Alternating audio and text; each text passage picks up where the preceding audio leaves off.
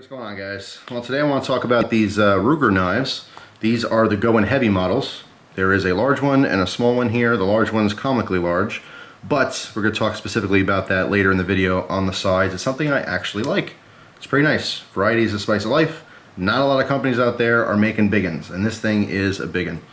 So these are Ruger knives, but they are contracted by CRKT. Okay, so that's who's making them. So you guys are familiar with CRKT's build quality and stuff. That's what you can expect from this. Let's take a look at what comes with it. Of course, here's the box, nice Ruger box. Ruger knives, officially licensed Ruger products. Sturm & Ruger on the back, and then of course separate CRKT information. All right, so you open up. Each one comes in a nice little bag. We have our Ruger pamphlet, basically showing all the different models. If you haven't seen this before, just give you a quick little flash of each. Bing, bam, boom. Of course, all of them have some kind of gun-related name or design influence or whatever. Pretty cool. And then a CRKT pamphlet. All right, some other stuff on there. So that's the box. Both these knives do come with their own sheath, and that's because there is no pocket clip option for these models, as you can see here.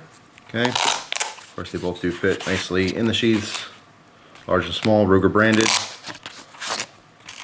All right, this one's the 3.5-inch model, and this one happens to have the combo edge on there, so we have the VEF serrations, if you're familiar with them. Very cool, very aggressive. They do work very well. One downside to this is obviously sharpening, but it's not specific to the VEF serrations. As most of you guys know who's ever tried to sharpen a serrated blade, it's difficult. It doesn't matter what the pattern is. Some are slightly easier than others. This one tends to be a little easier than most serration patterns that have like alternating large and small scallops in it.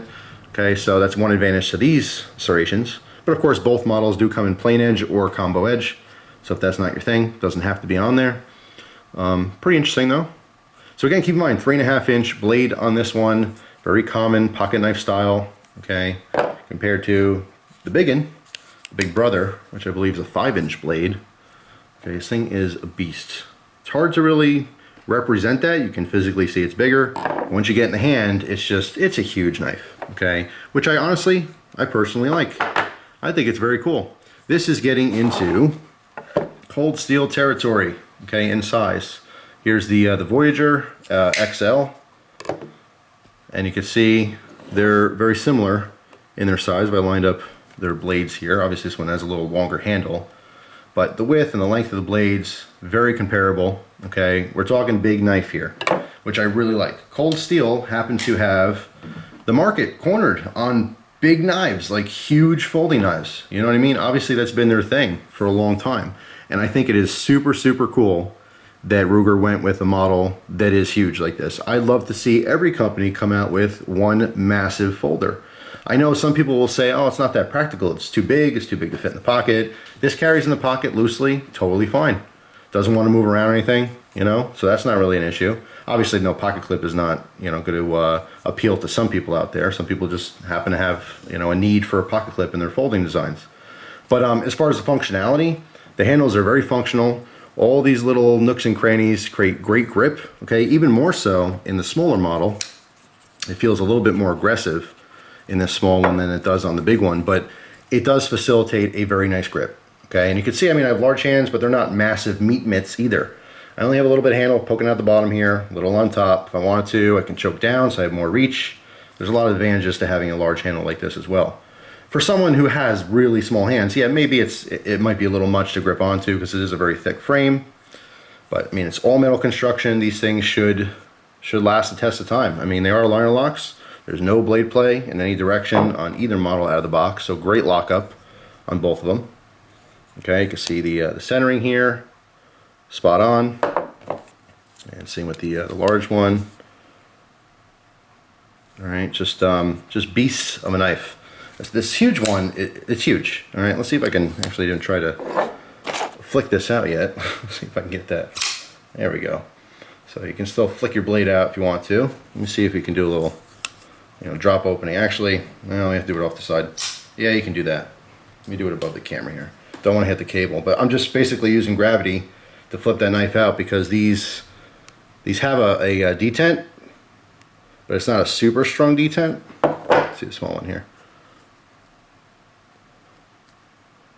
not too bad. But with the weight of this large blade, you can flick that down. Okay, so I'm gonna do that off camera here. Hopefully you'll see the top of the blade.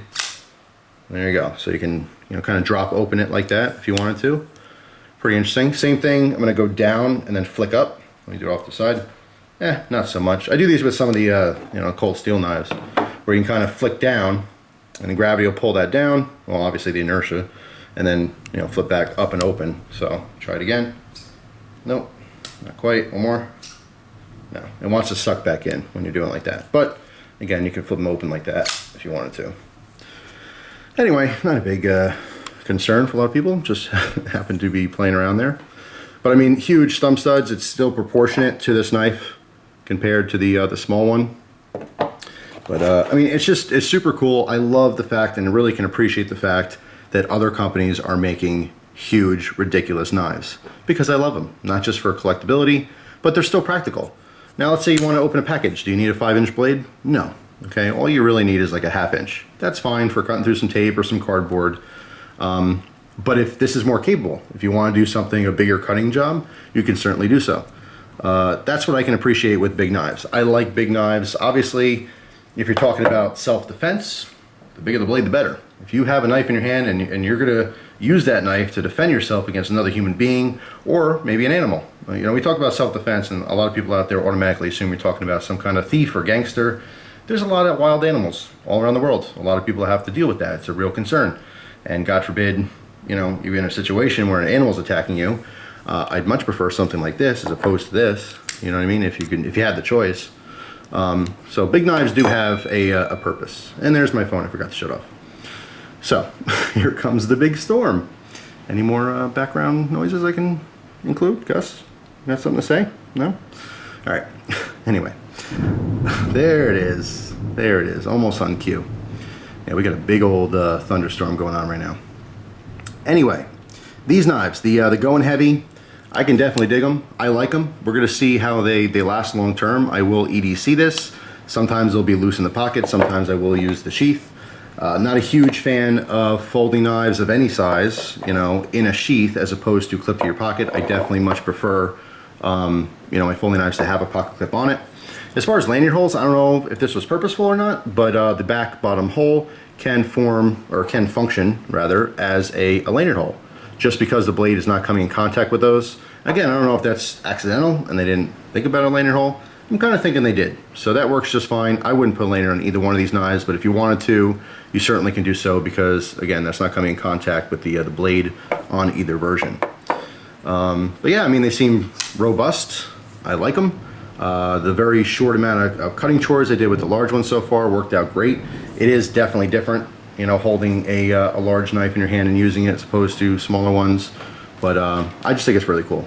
So anyway, that's pretty much it. I mean, I'm going to gravitate more towards using the big one just because it's so different and unique. But I have to say, I really do like the small one as well. I mean, just pretty cool, interesting knife. So stay tuned. Eventually, I will do a full review. So that's it. Thanks for watching. Hope you guys have an awesome day. Of course, if you have either one of these models, please let me know down in the comment section what you think of yours, how it's holding up and everything. But I don't know, I got high hopes for these. We'll see. So stay tuned, and that's it. Thanks for watching. Have a great day, and I'll see you soon. Take care.